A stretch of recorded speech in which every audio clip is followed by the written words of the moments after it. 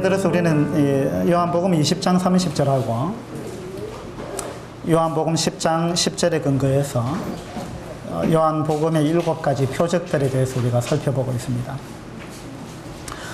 요한복음 20장 30절에 보면 예수께서 제자들 앞에서 이 책에 기록되지 아니한 다른 표적도 많이 행하셨으나 오직 이것을 기록함은 너희가 예수께서 하나님의 아들 그리스도이심을 믿게 하려 함이요 또 너희로 믿고 그를 힘입어 생명을 얻게 하려 함이니라, 이렇게 기록되어 있습니다. 예수님께서 이 땅에 계실 때 여러 가지 표적을 행하셨는데 요한복음에서는 그 중에 7가지를 기록하고 있습니다. 이 7가지를 기록한 이유를 요한복음 20장 30절에서 밝히고 있는데, 그것은 이 표적을 통해서 예수께서 하나님의 아들 그리스도이심을 우리로 하여금 믿게 하려 하십니다.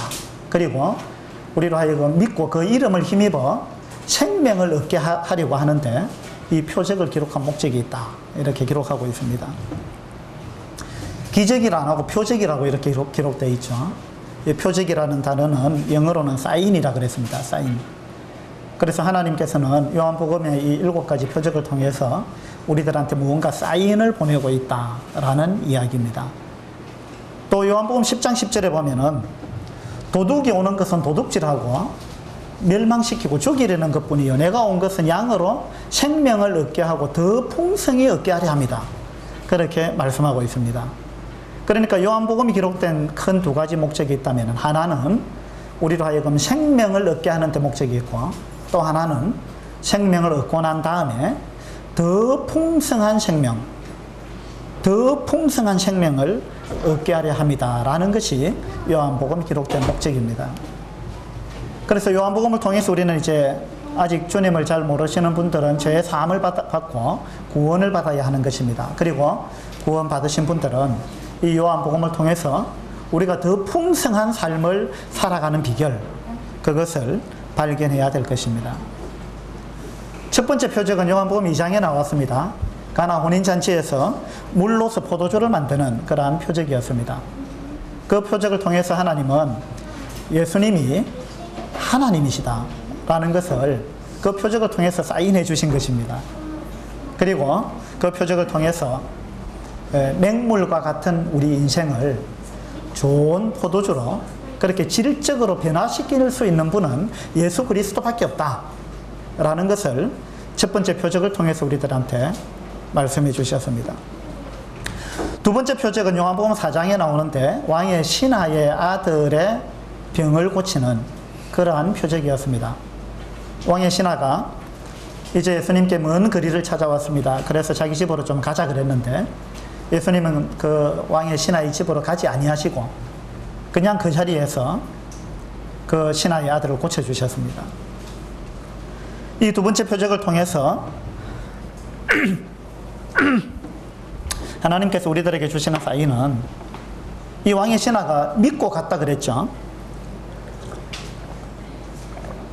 그래서 영생을 얻는 것은 어떤 다른 것으로 얻는 것이 아니고 하나님의 말씀을 믿음으로 되는 것이다 라는 것을 우리들에게 말씀해 주고 계십니다.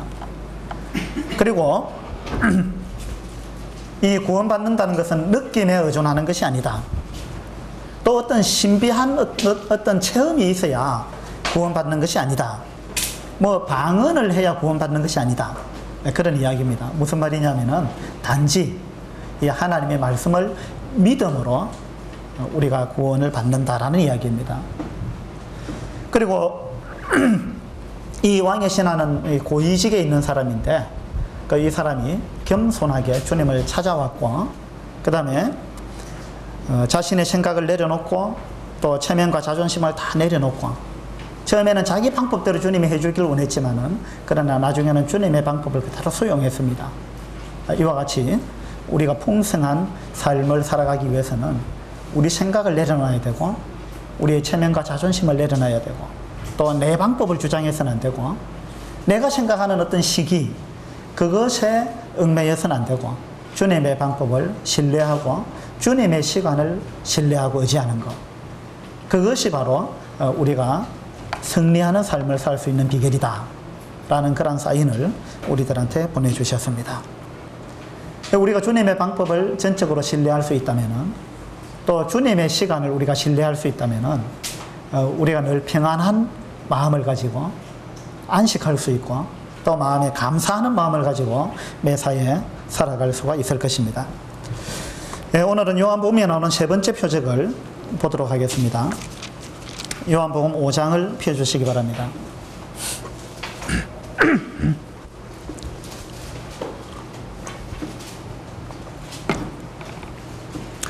요한복음 5장 1절부터 9절까지 함께 읽도록 하겠습니다. 그 후에 유대인의 명절이 되어 예수께서 예루살렘에 올라가시니라. 예루살렘에 있는 양문 곁에 히브리 말로 베데스다라 하는 못이 있는데, 거기 행각 5이 있고 그 안에 많은 병자, 맹인, 다리 저는 사람, 혈기 마른 사람들이 누워 물의 움직임을 기다리니, 이는 천사가 가끔 못에 내려와 물을 움직이게 하는데, 움직인 후에 먼저 들어가는 자는 어떤 병에 걸렸든지 낫게 되밀어라. 거기 38회 된 병자가 있더라. 예수께서 그 누운 것을 보시고 병이 벌써 오래된 줄 아시고 이르시되, 내가 낫고자 하느냐? 병자가 대답하되, 주여, 물이 움직일 때에 나를 못에 넣어주는 사람이 없어 내가 가는 동안에 다른 사람이 먼저 내려가나이다. 예수께서 이르시되, 일어나 내 자리를 들고 걸어가라 하시니, 그 사람이 곧 나아서 자리를 들고 걸어가니라. 요한복음에 방금 읽었던 이 말씀이 이제 요한복음에 등장하는 세 번째 표적입니다. 여기 예루살렘에 베데스다라는 한 못이 있었습니다. 그 못 옆에는 행각 5개가 있었는데, 그 행각에 많은 사람들이 있었습니다. 이 사람들은 어떤 사람들입니까? 이 사람들은 병자들입니다. 어떤 병자냐 하면은, 어떤 부류는 맹인이고, 또 어떤 사람은 다리를 저는 사람이었습니다. 또 어떤 사람은 혈기 마른 사람이었습니다. 이와 같은 많은 병자들이 이 베데스다라는 못 옆에 누워 있었습니다. 그들이 왜 거기에 누워 있었는지 아십니까? 예. 그들은 무언가를 믿고 있었는데, 그것이 무엇이냐면은 이 베데스다라는 연못에 가끔씩 천사가 내려와가지고 이 물을 움직인다는 거예요. 그때 이 베데스다 못에 가장 먼저 들어가는 사람은 무슨 병에 걸렸든지 간에 낫는다라는 그러한 믿음을 이 사람들은 갖고 있었습니다. 거기서 천사가 언제 내려올 것인지, 내려오면은 내가 가장 먼저 들어가야지 라는 큰 기대를 가지고 그들이 있었습니다. 이 못가에 있었던 이 수많은 병자들, 이 사람들은요, 사실은 하나님을 떠난 우리들의 모습입니다. 하나님을 떠난 우리들의 모습은요, 다 병자들입니다. 생명의 근원이신 그분을 떠난 사람들이 어떻게 온전하게 살아갈 수 있겠습니까? 그래서 생명 대신 그분을 떠난 우리들의 모습은 여기에 등장하는 여러 부류의 병자들, 그 모습 그대로입니다. 이사야서 1장에 보면은, 너희가 어찌하여 매를 더 맞으려고 폐역을 거듭하느냐? 너희 온 머리는 병들었고 온 마음은 피곤하였으며 발바닥에서 머리까지 성한 곳이 없다. 이렇게 기록되어 있습니다. 우리가 하나님을 떠난 결과 어떻게 됐느냐 하면, 우리의 온 머리는 병들었다. 이렇게 이사야 선지자는 이야기했습니다. 우리의 온 머리는 병들었고, 또 우리의 마음은 어떠하다 그랬어요? 우리의 온 마음은 피곤하다. 그리고 발바닥부터 머리 정수리까지 온전한 것이 없다. 성한 곳이 없다. 이것이 하나님을 떠난 우리들의 모습입니다. 이사야 선지자는 하나님을 떠난 공고한 우리 인생의 모습을 정확하게 이렇게 묘사했습니다. 전도서 1장에 보면은, 만물의 피곤함을 사람이 말로 다 할 수 없다. 이런 말씀이 있습니다. 무슨 뜻이냐면은 우리 인간이 하나님을 떠난 결과 우리 사람들은 다 병들어 버렸고 우리의 온 마음은 너무나 피곤하고 우리의 삶이 그렇다는 거죠. 뿐만 아니라 우리 인간의 죄로 인해 가지고 우리 사람만 괴로운 것이 아니고 온 만물이 피곤하다는 것입니다. 이 만물의 피곤함을 사람이 말로 다 할 수 없다. 그렇게 성경은 말씀하고 있습니다. 하나님을 떠난 우리들은 이처럼 병이 들어버렸습니다. 육체적으로 병들었을 뿐만 아니라 우리의 정신이 병들었습니다. 여러분 그렇다고 인정하십니까? 그러면 어떻게 해야 되겠습니까? 어떻게 해야 우리가 이 고침을 받을 수 있겠습니까? 하나님을 떠난 결과 그렇게 되었기 때문에 우리는 하나님께로 돌아가야 되는 것입니다. 하나님을 떠나서 우리는 병자가 되었고 또 하나님을 떠나서 우리는 맹인이 되었습니다. 우리 다 눈을 뜨고 있다고 생각할지 모르지만은 주님께서 이 땅에 오셔서 그렇게 말씀하셨습니다. 너희들이 눈을 떴지만 사실은 맹인이다. 그렇게 말씀하셨어요. 이사야서 43장에도 눈이 있어도 보지 못하고 귀가 있어도 듣지 못하는 백성이다. 이렇게 말씀하고 있습니다. 우리는 실제로 눈을 뜨고 있잖아요. 두 눈을 뜨고 있는데 그런데 하나님이 보실 때 우리들은 다 맹인이라는 것입니다. 왜냐하면은 우리가 정말로 보아야 할 것을 못 본다 이 말입니다. 그리고 봐서는 안 될 것은 엄청 잘 봅니다. 이것이 하나님이 보실 때 우리가 맹인이라는 이야기입니다. 제대로 보지 못한다는 거죠. 그 다음에 우리는 여러 가지를 못 보는데 우리가 이제 눈에 보이지 않는 것들도 사실은 봐야 되는데 그런 부분 못 봅니다. 우리가 영적인 소경이기 때문에 그렇습니다. 그렇죠? 그 외에도 못 보는 것이 참 많습니다. 언제부터 우리가 이렇게 맹인이 되었느냐? 언제부터 그래 된 것 같아요? 최초의 인간 아담과 하와가 선악과를 따먹는 그 순간 그때부터 우리 인간은 맹인이 되어버렸습니다. 그런데 이 선악과를 먹으라고 유혹했던 사탄은요 그렇게 이야기 안 했습니다. 정반대로 이야기했습니다. 뭐라고 이야기했죠? 너희가 이것을 먹는 날에는 너희 눈이 밝아져서 하나님과 같이 되어 선악을 분별할 줄 하나님이 아시기 때문에 그래서 하나님이 이거 못 먹게 한 거다. 그렇게 거짓말했습니다. 이거는 완전한 거짓말입니다. 이 사탄은 이야기하기를 이 선악과를 따먹어라. 그러면 너희들 눈이 밝아진다 그랬습니다.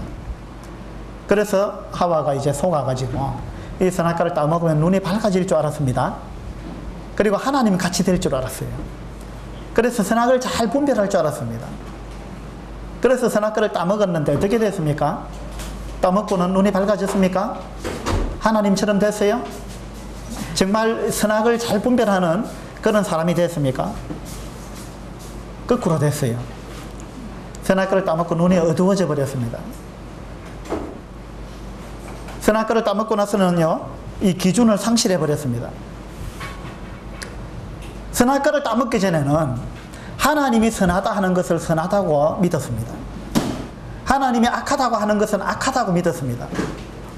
그런데 선악과를 먹고 나서는요 내가 생각할 때 내가 볼 때 나한테 유익하면 그것이 선이고 나한테 유익하지 않으면 악이다는 그러한 기준이 형성되어 버렸습니다. 참 기준을 잃어버린 거예요. 선악과를 먹었다는 자체가 내가 선악의 기준을 하나님께 의존하지 않겠습니다. 이제는 내가 판단하고 내가 기준이 되어서 그렇게 살겠습니다 라는 의도를 드러낸 것입니다. 그것이 선악과를 먹은 것입니다. 그래서 그때 이후로 우리 인간은 지독히 이기적인 존재로 전락해버렸습니다. 그래서 항상 자기가 기준이 되어버린 거예요. 항상 자기가 기준입니다. 그래서 어떤 사람은 좋은 사람이다. 저 사람은 참 나쁜 사람이다. 그 기준이 뭐냐? 나한테 잘해주느냐? 나한테 잘하지 않느냐? 그거잖아요. 맞죠? 우리가 객관적으로 평가하지 못하는 겁니다. 그래서 어떤 사람은 대통령이 참 좋다 이러고 어떤 사람은 대통령이 아주 나쁘다. 왜 그러느냐? 자기한테 도움이 되느냐 안 되느냐? 자기가 하는 사업에 지금 유익하냐 그렇지 않느냐? 자기 부동산 투기 하는데 돈을 벌게 해주느냐 안 해주느냐? 항상 기준이 자기의 유익에 달려있는 것입니다. 이 선악과를 먹고는 우리 인간은요 사실상 이 선악을 분별하는 기준을 잃어버렸습니다. 그래서 맹인이 되어버렸습니다. 내가 하면 로맨스고 남이 하면 불륜이다. 이런 말이 왜 생겼습니까? 기준이 자기이기 때문에 그렇다는 거예요. 우리 인간은 항상 이런 제 기준을 갖고 살아갑니다. 선악과를 먹은 결과 내가 하면 로맨스고 남이 하면 불륜이다. 이런 사상이 생겨난 겁니다. 여러분, 간통이 죄입니까? 죄가 아닙니까? 지금요, 이 세상에는요, 이 간통이 죄냐, 죄가 아니냐, 이것 가지고 말이 많습니다. 법학자들도 이걸 가지고 논란을 많이 합니다. 많은 학자들이 이건 죄가 아니다 그래요. 왜 죄가 아니냐? 서로 좋아서 함께 했는데 그게 뭐가 죄냐? 억지로 한 것도 아닌데 서로 좋아서 함께 한 건데 왜 죄냐? 이렇게 이야기하는 겁니다. 이게 뭐냐면은 각자 자기한테 좋으냐 나쁘냐 기준이 거기 가 있다는 거예요. 그래서 이 세상은 참으로 이 선악과를 먹고 난 이후부터 우리 인간은 참 그냥 눈먼 존재가 되어버렸습니다. 이 베데스다 못가에 있는 병자들, 맹인들, 이런 사람들은 결국은 하나님을 떠난 우리들의 모습입니다. 로마서 1장에 보면은 그들이 이 같은 일을 행하는 자는 사형에 해당한다고 하나님께서 정하심을 알고도 자기들만 행할 뿐 아니라 또한 그런 일을 행하는 자들을 옳다 한다. 그렇게 기록되어 있습니다. 그러니까 뭐냐면은 그 일이 아무리 나쁜 일이라 할지라도 자기가 하면 괜찮은 것이고 또 자기처럼 하지 않으면 자기 편이 되지 아니하면 그 사람은 나쁜 사람이다. 이렇게 이야기한다는 겁니다. 그러니까 우리 인간이 얼마나 맹인이 되어버린 거예요. 어떻게 우리를 맹인이라고 하지 않겠습니까? 이 선악과를 먹은 결과 우리 인간은 이렇게 맹인이 되어버렸습니다. 근데 창세기 3장에 보면은 선악과를 먹은 다음에 아담과 하와의 눈이 이제 밝아졌다 이런 기록이 나옵니다. 그러면 이 말씀은 뭐냐 도대체? 창세기 3장에 보니까 눈이 밝아져서 자기들이 벗은 줄을 알고 이렇게 나와 있잖아요. 눈이 밝아졌다 그랬습니다. 그럼 이건 도대체 무슨 말이냐? 이거는요, 일종의 비꼬는 말입니다. 그들이 실제로 눈이 밝아진 게 아닙니다. 엉뚱한 쪽으로 눈이 밝아졌다는 거예요. 진짜 보아야 할 거는 못 보고 보지 말아야 될 거 안 봐야 되는 거 그런 쪽에 엄청나게 눈이 밝아졌다는 것입니다. 여러분들은 어느 쪽에 눈이 밝아져 있어요? 한번 잘 생각해 보세요. 여러분은 어느 방향으로 눈이 밝아져 있는지. 사람들이 하는 욕설들을 한번 생각해 보세요. 애들이나 뭐 어른들도 그렇기다마는 애들이 자주 사용하는 욕들을 한번 생각해 보세요. 제가 차마 뭐 말은 못하겠습니다만은 그 욕설의 대부분은요, 성적인 부분에 해당합니다. 그렇죠? 이게 뭐냐면은 우리의 시선이 왜곡됐다는 거예요. 하나님이 축복으로 주신 성인데 이 성은 결코 나쁜 게 아니에요. 물론 잘못 사용할 때 나쁜 거죠. 이 세상 모든 것은요, 잘 사용하면 좋은 거고 잘못 사용하면 나쁜 겁니다. 그러니까 성 자체는 결코 나쁜 게 아닌데 아담과 하와가 선악과를 따먹고 나서 벌써 이 부분에 있어서 이 시선이 왜곡돼 버렸어요. 삐뚤어졌습니다. 그래서 그들의 벗은 몸이 수치스럽게 여겨졌습니다. 이거 뭐냐면 성적인 왜곡이 왔다는 겁니다. 그래서 이 성적인 부분을 소재로 해가지고 수많은 욕설들이 등장하는 것은 바로 이와 같은 데서 연유하는 것입니다.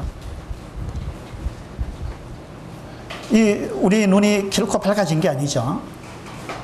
우리는 눈이 얼마나 어두웠냐면은 어떤 사람들의 진심을 우리는 보는 눈이 없습니다.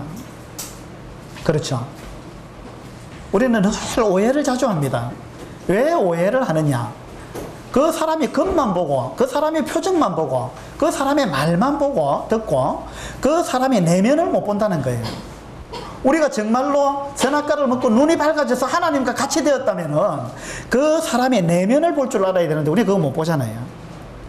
그러니까 우리는 맹인입니다. 그 다음에 우리는 사람들의 아픈 마음과 그 사람의 상처를 보는 눈이 없습니다. 그렇죠? 그 사람이 왜 그렇게밖에 행동할 수 없는지 그 이면을 우리는 보는 눈이 없습니다. 그러니까 주님께서 이 땅에 오셔서 우리를 보고 우맹이요 소경이다 그렇게 말씀하셨습니다. 우리는 또 이 영적인 세계에 대해서 보는 눈이 없습니다. 그래서 눈에 보이는 것만 보고 살아가죠. 죽음 이후에 대해서 영적인 세계, 사후의 세계에 대해서 우리는 보는 눈이 참으로 없는 것입니다. 그래서 이 베데스다 연못가에 있는 수많은 병자들, 이 맹인들, 이런 사람들은 바로 우리들의 모습을 나타내주고 있는 것이다. 이렇게 우리가 볼 수 있습니다. 이 못가에 또 어떤 사람들이 있었습니까? 병자가 있었고 맹인들이 있었고 또 다리 저는 사람이 있었습니다. 여러분, 하나님을 떠난 우리들이 다리를 저는 사람들이라는 것을 우리는 기억해야 됩니다. 우리는 온전하지 못하잖아요. 우리는 절름발이에요. 우리는 균형을 갖고 있지 않습니다. 우리는 똑바로 걷지 못하는 사람이에요. 좌로나 우로나 치우치지 않고 정 가운데로 똑바로 걸어가는 사람이 누가 있습니까? 우리는 도덕적으로 다 불구자예요. 우리는 다 다리 저는 사람들입니다. 그 다음에 또 어떤 사람이 나옵니까? 혈기 마른 사람. 하나님을 떠난 우리들은 혈기 마른 사람입니다. 혈기 마른 사람은 이 다른 번역 성경을 보면 뭐라고 번역해 놨느냐 하면 중풍병자 이렇게 번역해 놨습니다. 혈기가 말랐다. 이 말은 중풍병에 들었다. 몸이 마비가 되었다.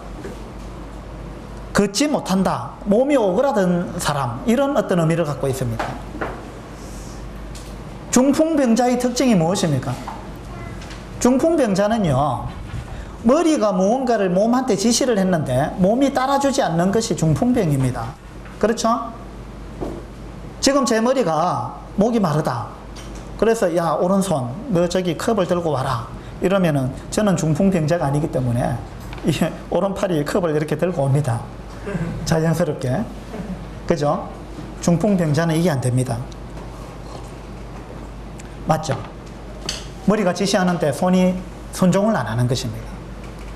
순종할 능력이 없는 것입니다. 순종할 힘이 없어요. 이것이 혈기 마른 자입니다. 우리가 하나님을 떠난 우리들의 모습이 그와 같다는 것입니다. 우리는 하나님 앞에 순종할 능력이 없는 자였습니다. 그리고 순종할 마음도 없는 자였습니다.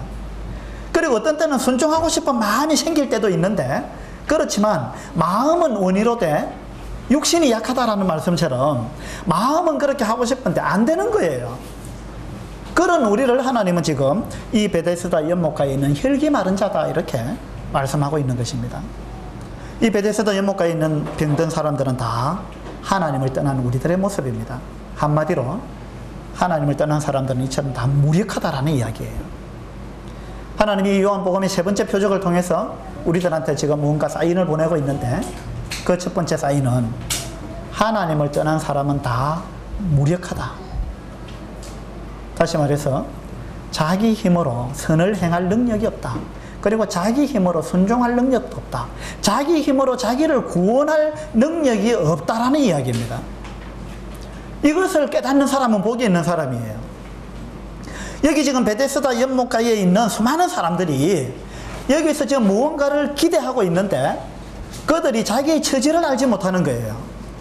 그래서 그들은 무언가 지금 할 수 있다고 생각하고 있습니다. 자기 병이 나을 수 있다라고 생각합니다. 어떻게 해서 병이 나을 수 있습니까? 천사가 어느 날 내려와 가지고 이 연못에 물을 움직일 텐데 그때 내가 제일 먼저 들어가야 되겠다. 그래서 내가 이 병을 고쳐야 되겠다. 이런 지금 엄청난 기대를 갖고 있는 사람들입니다. 그런데 보세요. 이것이 타당한 기대입니까? 맹인이 지금 이 연못에 물이 움직이는지 안 움직이는지 어떻게 알겠습니까? 어떻게 알고 1등으로 들어가겠어요? 그 다음에 다리 저는 자가 어떻게 1등으로 들어가겠단 말이에요? 중풍병자가 어떻게 거기에 가장 먼저 들어가서 자기가 병을 고치겠다는 겁니까? 지금 이 사람들은 불가능한 현실을 모르는 것입니다. 자기들의 처지를 몰라요. 여기에 있는 이 사람들의 모습, 이 세 번째 표적을 통해서 하나님이 우리들한테 지금 보여주고자 하는 그러한 교훈을 한마디로 아주 정확하게 요약해 놓은 그러한 말씀이 성경에 나오는데, 로마서 8장에 보면요, 로마서 8장에 이렇게 되어 있습니다. 율법이 육신으로 말미암아 연약하여 할 수 없는 그것을 아주 정확하게 표현했습니다. 율법이 육신으로 말미암아 연약하여 할 수 없는 그것을, 지금 이 베데스다 연못가에 있는 사람들은 이런 사람들입니다. 자기가 연약해가지고 능력이 없어가지고 할 수 없는 그것에 엄청난 지금 기대를 걸고 앉아 있는 것입니다. 로마서 8장 3절 그 뒤에 나오는 구절은 뭐죠? 율법이 육신으로 말미암아 연약하여 할 수 없는 그것을 누구는 하신다고요? 하나님은 하시나니. 여러분, 희망은 하나님한테 있는 것인데 지금 이 베데스다 연못가에 있는 병자들은요, 이걸 모르고 있어요. 희망이 하나님께 있다, 예수님께 그 답이 있다라는 사실을 그들은 지금 모르고 그 답이 자기들한테 있다고 지금 생각하고 있습니다. 그 답이 베데스다 연못에 있다고 생각하고 천사들이 그 해답을 가지고 있다 생각하고, 그리고 자기가 그것을 얻을 수 있는 능력이 있다고 지금 생각하고 있는 것입니다. 이것을 빨리 깨닫고 그렇지 않다는 것, 우리 인간은, 하나님을 떠난 인간은 너무나 무기력한 존재라는 사실, 이것을 빨리 깨달으라는 것이 이 요한복음에 등장하는 세 번째 표적의 사인입니다. 이것이 가능했다면은 여기 38년 된 지금 사람이 아직도 누워 있는데, 이 사람이 왜 38년이나 지금 누워 있는데 병을 못 고쳤다는 것입니까? 이것은요, 여기 가끔 천사가 내려와서 물을 움직인다 그랬는데 이 말씀은 이 가로 안에 들어가 있습니다. 그렇죠? 이것이 지금 가로 안에 묶여져 있다는 말은 무슨 말이냐 하면은 이것이 수많은 사본에는 없는 구절이라는 이야기입니다. 이 사본, 수많은 사본에 볼 때 아주 유력한 사본들에는 이 구절이 없습니다. 이 구절에 있는 몇몇 사본들이 있는데 왜 그러냐 하면 이것은 그만큼 신빙성이 없는 이야기다라는 이야기입니다. 이 가로 안에 들어있는 구절은 그런 이야기입니다. 그러니까 이것은 어쩌면은요, 여기에 있는 병자들의 희망사항이고 그들의 일종의 미션이라고 저는 그렇게 생각합니다.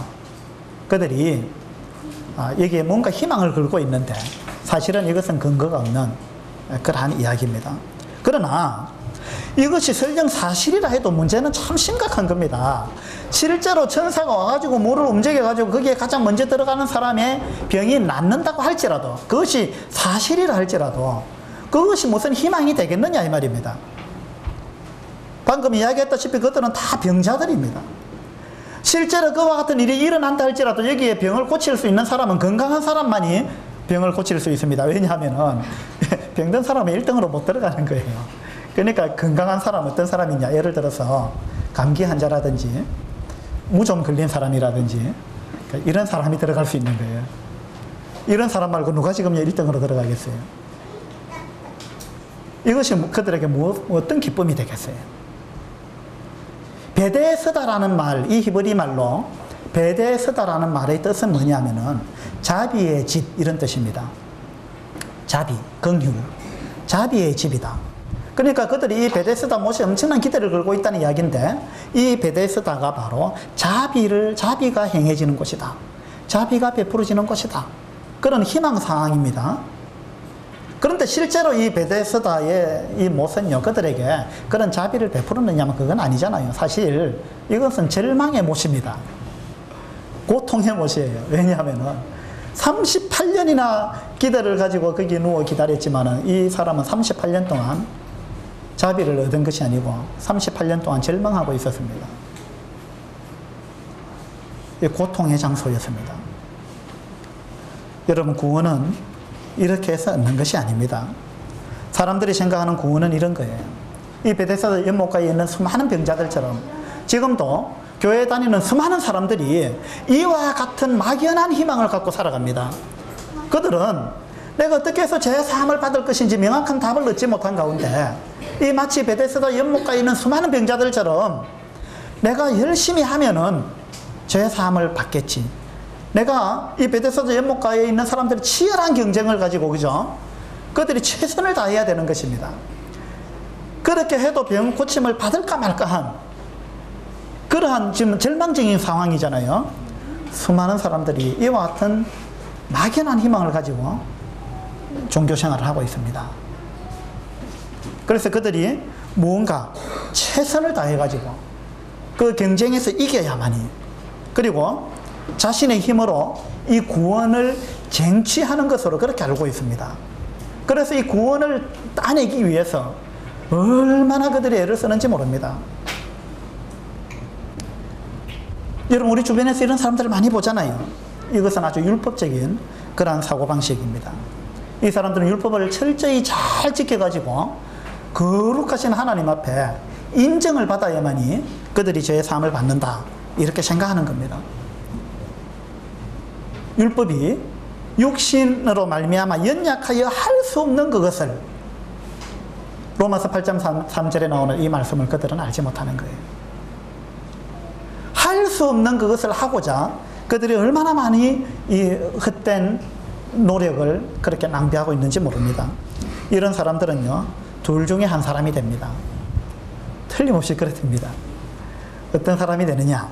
한 부류는요, 제 삶의 확신은 없고 이 죄 용서를 받기 위해서 날마다 그냥 하나님 앞에만 가면, 나가기만 하면은 울부짖고, 하나님 이 죄인을 용서해 주시옵소서 하면서 하나님 앞에만 가면은 그냥 우는 사람입니다. 죄 용서에 확신이 없기 때문에 하나님 앞에만 가면 그냥 울부짖고 용서해달라는 그런 한 부류가 있고, 또 한 부류는요, 바리새인처럼 위선자입니다. 그래가지고 자기들은 율법을 다 지켰다고 장담하는 사람이에요. 그거는요, 자기 자신의 열심에 스스로 속기 때문에 그래요. 수많은 사람들이 자기 열심에 속아 넘어갑니다. 그래가지고 내가 주일 성수했는데, 내가 11조를 했는데, 내가 새벽 제단을 쌓았는데, 내가 이만큼 봉사했는데, 내가 이렇게 했는데, 자기 공로를 들고 이 정도면 되지 않겠느냐 하고 자기 열심과 자기 행위에 속아 있는 사람들입니다. 그러나 결코 자기 노력으로 하나님께 인정받을 수는 없는 것입니다. 그런 사람은 이 세상에 아무도 없습니다. 여러분 가운데 혹 이 두 부류 중에 한 사람이 아닌지 자기 자신을 한번 돌아보시기 되기를 바랍니다. 수많은 사람들이 교회 다니면서 이 둘 중에 한 부류에 속합니다. 그들은 정말 하나님 말씀에 근거해서 내가 죄의 사함을 받았다라는 그러한 확신을 가지고 마음의 안식을 누리고 그렇게 사는 것이 아니에요. 수많은 사람들이 불안한 가운데 내가 이렇게 열심히 했는데 하나님이 나를 받아주지 않아야 하면 어떡하나 라는 불안을 가지고 살아가고, 또 수많은 사람들이 자기 열심에 스스로 속아가지고 자칭 의인으로 그렇게 살아가고 있습니다. 그 모습이 바로 이 베데스다 연못가에 있는 수많은 병자들의 모습입니다. 참으로 불쌍한 사람들입니다. 성경에 나오는 율법은요, 총 613개가 있습니다. 10계명만 율법이 아니고 613개의 율법이 나오는데, 이 율법을 하나도 어기지 않고 다 지킬 수 있는 사람은 이 세상에 한 명도 없는 것입니다. 이걸 인정해야 구원받는 길이 열립니다. 너희가 온 율법을 지키다가 그 하나에 그치면 모두 범한 자가 되리라 라는 것이 야고보서 2장 10절의 말씀입니다.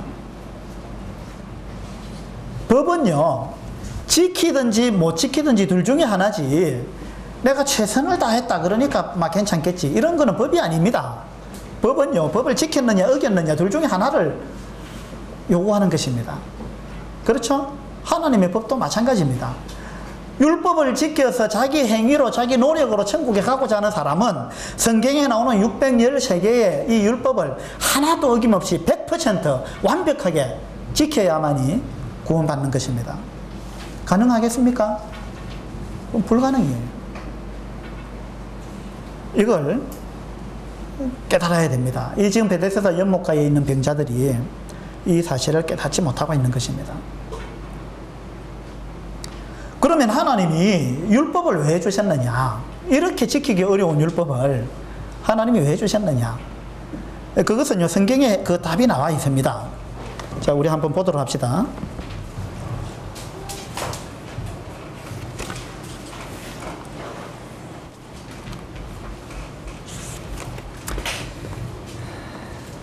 로마서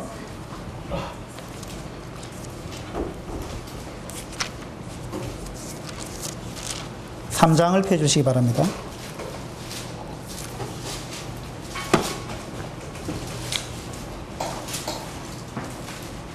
로마서 3장 19절입니다. 우리가 알거니와 무릇 율법이 말하는 바는 율법 아래에 있는 자들에게 말하는 것이니 이는 모든 입을 막고.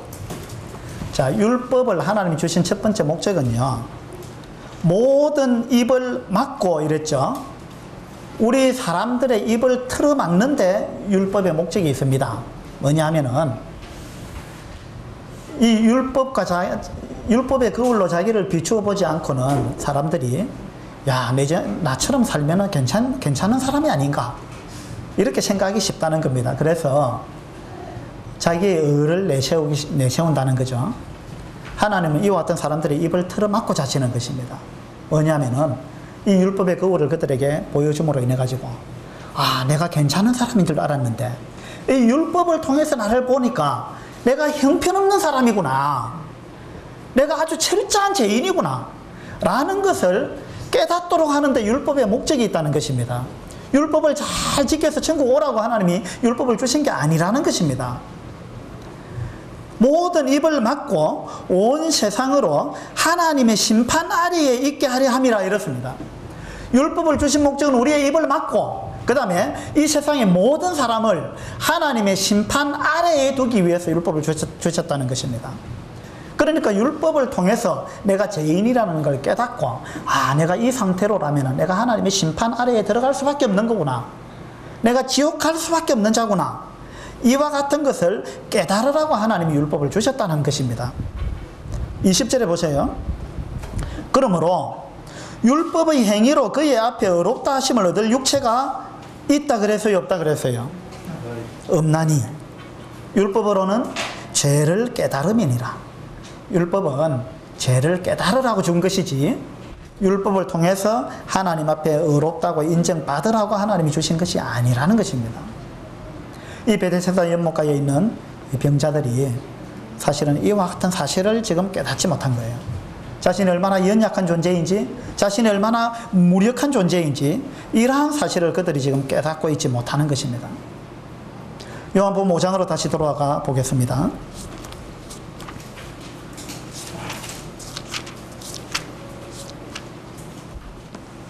요한복음 5장 8절입니다.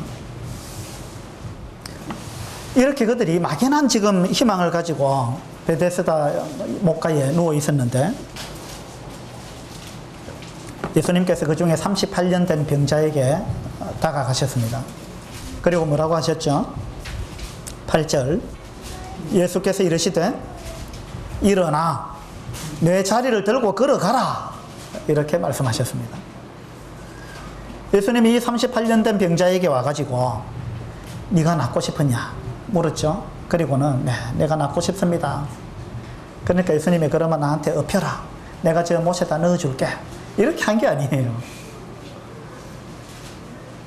그 못에 지금 답이 있는 게 아닙니다. 답은 예수님한테 있어요. 그래서 예수님이 일어나서 내 자리를 들고 걸어가라 이랬습니다. 이 못하고 지금 아무 상관이 없는 거죠. 일어나서 네 자리를 들고 걸어가라 그랬는데 이 사람이 벌떡 일어나가지고 자기가 누워있던 그 자리, 그걸 들고 걸어갔습니다. 무슨 말이냐면 이 사람이 나았다는 이야기입니다. 이 사람이 38년 동안 움직이지 못했던 사람입니다. 한번 상상해 보세요. 38년 동안 누워있던 사람입니다. 이 사람이 순식간에 일어나가지고 걸어갔습니다. 누가 이렇게 한 겁니까? 누가 그렇게 했어요? 천사가 했습니까? 베데스다 연못이 그랬어요? 예수님이 하셨어요. 해답은 예수님한테 있다는 겁니다. 이 사람이 베데스다 못에 가장 먼저 들어가기 위해서 엄청난 노력을 했느냐, 그렇게 해서 고침을 받았느냐? 아닙니다. 그죠? 이 사람이 율법을 잘 지켜가지고 고침을 받았느냐? 아니에요. 이 사람이 자기가 지은 모든 죄를 열심히 날마다 하나님 앞에 나와서 울면서 해결을 잘 해가지고 고침을 받았느냐? 아닙니다. 많은 사람들이 이렇게 생각하고 있는 거예요. 절대 죄사함은 그렇게 해서 받는 게 아닙니다. 이 사람이 죄사함을 받을 수 있었던 것은, 고침을 받을 수 있었던 것은 이 사람이 주님의 말씀을 믿었기 때문입니다. 주님이 일어나서 걸어가라 그러니까 그 말을 믿고 일어나서 걸어간 겁니다. 이게 뭐냐면은 해답이 예수님께 있다는 거고, 그리고 해답은 그 예수님의 말씀을 믿느냐 믿지 않느냐, 예수님을 믿느냐 믿지 않느냐, 거기에 달렸다는 겁니다. 이 사람이 일어나서 걸어갈 수 있었던 것은 예수님의 말씀을 믿었기 때문입니다. 자, 여러분 생각해 보세요. 38년 동안 누워 있었던 사람입니다. 이 사람이 중풍병자 같은 그런 생각이 드는데, 그죠? 생각해 보세요. 누워서 지금 꼼짝을 못하는 사람인데 38년을 그랬는데 예수님이 느닷없이 나타나셔가지고 일어나서 네 자리를 들고 걸어가라 그랬는데, 여러분 같으면 어떻게 반응하겠어요? 이렇게 이야기하고 싶지 않아요? 아예 뭘 좀 가능한 이야기를 하세요. 내가 지금 38년 동안 누워있는 사람인데 누군들 뭐 걷고 싶지 않아서 안 걷는 줄 압니까? 뭐 될 만한 이야기를 하세요. 이렇게 하고 누워있어서 뭐 이 사람 고침을 받았겠어요? 못 받았겠어요? 그럼 이 사람이 고침 못 받는 이유가 뭡니까? 예수님의 말씀을 안 믿기 때문에. 맞죠? 이 사람이 베데스다 연못에 들어가서 나은 게 아니잖아요. 이 사람이 고침을 받는 것은 예수님의 그 말씀을 믿음으로 고침을 받는 것이고, 이 사람이 고침을 못 받는다면은 예수님의 그 말씀을, 예수님을 믿지 않기 때문에 고침을 못 받는 겁니다.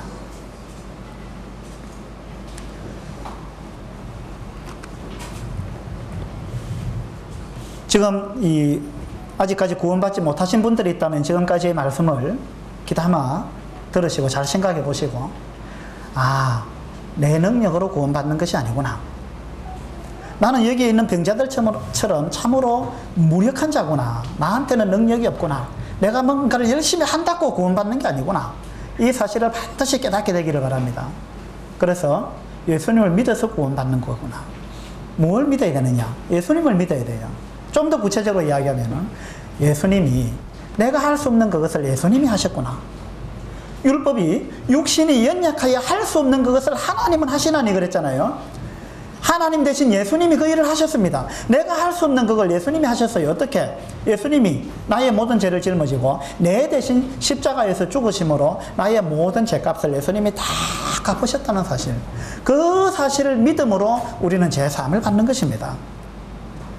그리고 구원 받으신 분들은 또 이 말씀을 통해서 우리가 뭔가 교훈을 얻어야 되는데, 그죠? 이 사인은 이제 복합적인 사인이 있는데, 하나는 구원받지 못한 분들을 위한 사인이고, 하나는 이제 구원받은 분들을 위한 사인입니다.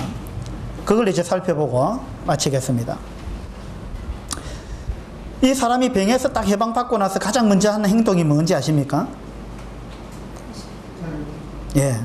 예수께서 이르시되 일어나 내 자리를 들고 걸어가라 그랬는데, 그 사람이 곧 나아서 자리를 들고 걸어갔다 그랬죠. 예수님이 이 말씀이 떨어지자마자 그 사람의 몸속에 신비한 힘이 들어갔습니다. 이게 예수님의 능력입니다. 그 사람의 몸속에 힘이 들어갔습니다. 그러면 이 사람은 이제 이 힘을 사용만 하면 돼요. 그죠? 그래서 이 사람이 어떻게 했습니까? 일어났습니다. 그리고 걸어갔습니다. 여러분, 우리 구원 받으신 분들 이걸 잘 기억하셔야 돼요.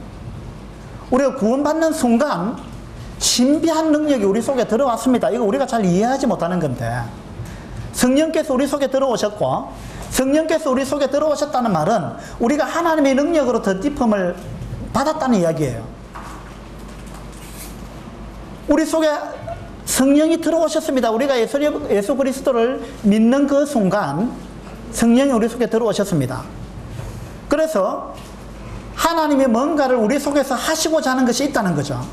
우리가 이 성령님에 의지하게 되면은, 우리를 맡기게 되면은, 믿고 순종하게 되면은 우리가 그동안 하지 못했던 무언가를 할 수 있다는 이야기입니다.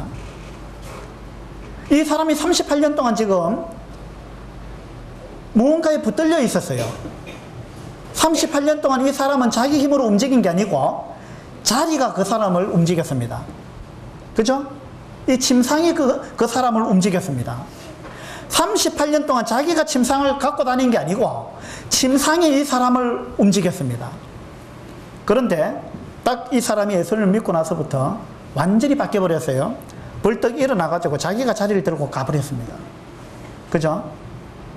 여러분 지금 오랜 세월 동안 여러분도 무언가에 지금 매여가지고 여러분이 무언가를 지금 움직이는 것이 아니고 여러분이 무언가에 지금 조종을 받고 있다면은 무언가 여러분이 지금 뭔가에 얽매여가지고 아무리 내가 이걸 벗어나려고 해도 되지 않는 그런 어떤 나쁜 습관이 있다든지 무언가 어떤 죄에 붙들려 있다든지 그런 것이 아마 있을 것입니다. 여러분 자신을 한번 돌아보세요. 내가 38년 동안 이 사람한테 붙들려 다녔는데 이 나쁜 습관에 내가 붙들려 있었는데 이걸 내가 없애려고 아무리 해도 안 되던데 어쩔 수 없다. 이건 죽을 때까지 가는 거다. 그렇게 생각하지 마시고 우리가 구원받는 순간 그것에서 벗어날 수 있는 힘이 우리 속에 들어왔다는 사실을 구원받으신 분들은 이거 기억해야 됩니다. 그래서 하나님이 이미 우리 속에 능력을 주셨습니다. 순종하면 되는 거예요. 왜 그 악습에서 벗어나지 못하느냐? 순종을 안 해서 그렇습니다. 예수님이 일어나라 그러니까 이 사람은 일어났습니다. 이렇게 하면 되는 거예요. 우리 속에 계신 성령님을 의지해서 여러분 하십시오. 순종하라는 거예요. 일어나라 하니까 이 사람 일어났습니다. 걸어가라 하니까 걸어갔습니다. 자리를 들고 가라니까 들고 갔습니다. 이 사람이 꿈엔들 생각했겠어요? 자리가 자기를 움직이지 내가 자리를 들고 가리라고 꿈엔들 생각했겠습니까? 도저히 불가능해 보였던 그 일이 현실로 일어났습니다. 우리들도 가능하다는 이야기입니다. 우리가 그걸 안 하기 때문에 안 되는 거예요. 믿지 않기 때문에. 구원받고 나서도 그 주님의 능력을, 우리 속에 계신 그 성령의 능력을 우리가 믿지 않기 때문에, 의지하지 않기 때문에, 순종하지 않기 때문에 우리는 변화된 삶을 살지 못하는 거예요. 이 요한복음의 세 번째 표적을 통해서 구원받은 우리들에게 주시는 사인은요, 하나님의 능력을 의지해서 순종하라는 겁니다. 그러면은 우리는 지금까지 끌려오던 그 질질 끌려다니던 그 어떤 것에서 해방될 수 있습니다. 그렇게 돼야만이 우리가 더 풍성한 삶을 살 수 있는 것입니다. 하나님은 그 힘을 우리들한테 주셨습니다. 믿습니까? 그러면 순종하십시오. 순종하면은 되는 것입니다. 그래서 오늘 이 요한복음 5장에 나오는 세 번째 표적을 통해서 하나님을 떠난 우리 사람들은 전적으로 무력한 존재구나 라는 사인을 우리는 받았습니다. 하나님을 떠난 사람은 내 힘으로는 절대 나를 구원할 수가 없는 거구나. 나의 어떤 노력으로도 되지 않는 거구나. 예수님이 하셔야 되는 거구나. 그리고 예수님이 이미 해놓으신 그 일을 내가 믿음으로 구원받는 것이구나 라는 것을 여러분이 깨닫게 되기를 바라고 이 사실을 믿게 되기를 바랍니다. 그 다음에 구원받은 우리 성도님들은 이 세 번째 표적을 통해서 하나님께서 우리 속에 엄청난 능력을 주셨구나. 이걸 내가 그동안 사용을 안 했구나. 이런 사실을 깨닫게 되기를 바랍니다. 그래서 그 성령님의 능력을 의지하시고 자기 힘을 의지하지 말고 이 성령의 능력에 의지해서 순종하셔가지고 여러분이 질질 끌려다니던 그 어떤 것에서부터 오늘 이 순간부로 해방받게 되기를 바랍니다. 그래서 여러분이 그거 끌고 가세요. 그것이 여러분을 끌고 가게 하지 말고 여러분이 이제 그것을 끌고 가서 저 어디에 던져버리세요. 그렇게 할 수 있는 우리 모두가 되기를 바랍니다. 기도드리겠습니다. 아버지 하나님, 오늘 베데스다 목가에 있는 여러 병자들을 통해서 하나님을 떠난 저희들의 모습이 어떠한지를 저희들에게 말씀해 주셨습니다. 저희들은 참으로 너무나 무력한 그러한 자들이었는데 저희들이 예수님을 만나기 전에는 이와 같은 사실을 깨닫지 못했습니다. 이제 이와 같은 사실을 알게 하시고 주님을 의지해서 주님의 그 십자가 사역을 믿음으로 말미암아 저희들에게 생명을 주셔서 감사를 드립니다. 생명을 주셨을 뿐만 아니라 이제 더 풍성한 생명을 주시기 위해서 저희들 속에 있는 성령님께 저희들이 어떻게 순종하고 의지해야 될 것인지 이러한 부분을 저희들에게 말씀해 주셨습니다. 저희들이 주님을 더 의지하고 순종할 수 있도록 해주시기 바랍니다. 우리 주 예수 그리스도 이름으로 감사하며 기도드립니다. 아멘.